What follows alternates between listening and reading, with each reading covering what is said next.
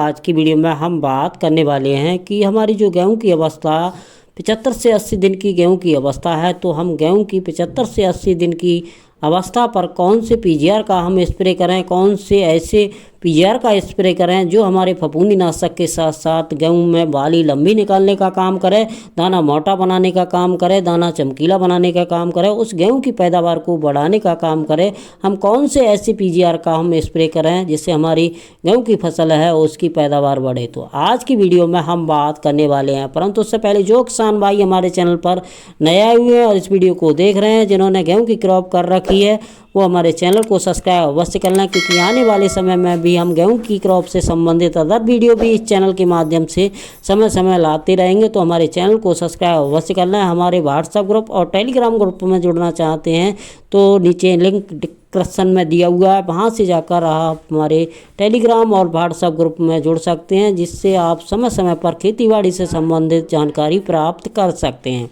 तो किसान भाइयों, हम ज़्यादा कुछ न बोलते हुए अब आते हैं मेन टॉपिक पर कि जब हमारे गेहूं की अवस्था जो 75 से 80 दिन की गेहूं की अवस्था है, गमोद अवस्था का समय है, हमारी गेहूं में बाली 1-2% निकल आई है, निकलने वाली है, तो ऐसी स्थिति है हमारी गेहूं की, तो हम अपनी गेहूं की फसल में पैक्लोबुटाजोल 23% जो एक पीजीआर के साथ साथ एक फफूंदी नाशक का भी काम करता है, इस टेक्निकल का अगर आप अपनी गेहूं की फसल में जो आप गेहूं जिस तरह से देख रहे हैं, यह जो गेहूं की अवस्था पर अगर आप स्प्रे कर देते हैं तो बेहतरीन तरीके से यह जो है टेक्निकल काम करता है। अगर हम बात करें इसका कार्य करने की विधि की, तो इसे आप जैसे ही स्प्रे करते हैं तो ये हमारे गेहूं की जो फसल में बाली लंबी निकालने का काम करता है, बाली में दानों का भराव अच्छा लाने का काम करता है, दाना को मोटा बनाने का काम करता है, दाने में चमक लाने का ये बेहतरीन तरीके से ये पीजीआर काम करता है। और यह ट्राइजोल ग्रुप का एक फफूंदी नाशक का भी काम करता है, क्योंकि यह जो है ट्राइजोल ग्रुप का एक फफूंदी नाशक भी है। तो यह जो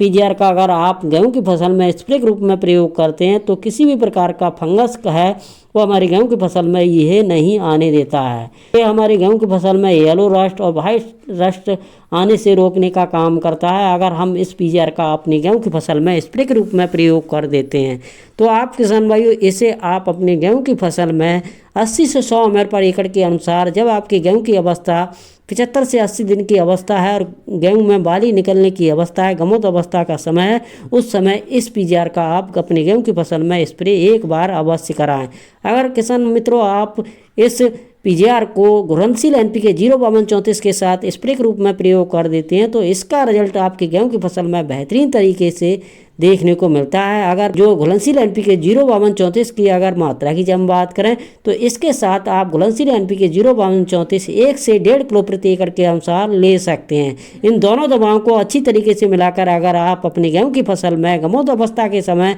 या जब आपकी गेहूं की अवस्था 75 से 80 दिन की अवस्था है उस समय अगर स्प्रे कर देते हैं तो यह दोनों दवाएं बेहतरीन तरीके से हमारी गेहूं की फसल में बाली लंबी निकालने का काम करती है, किसी भी प्रकार का फंगस आने को रोकने का काम करती हैं, साथ ही साथ दाना मोटा बनाने का काम करती हैं और बाली में दाने का भराव अच्छा तरीके से